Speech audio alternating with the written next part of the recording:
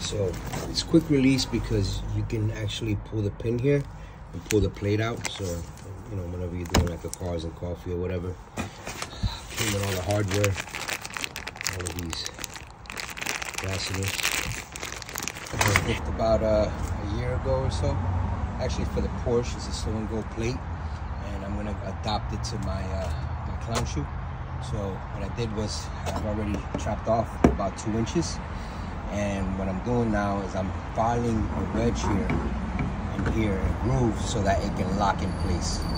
So that's the notch I wanted to create. So I just have to keep smoothing this out a little bit more, and then we're gonna go ahead and test it out. There we go, created 2 notches, sanded it all down.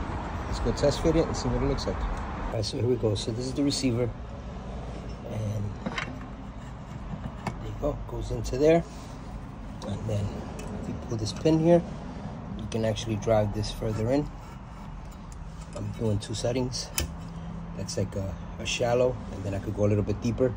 And then what will happen is the plate mounts right here, and then when I don't want to show the plate, bam, pull this pin, comes right out. Appropriate depth.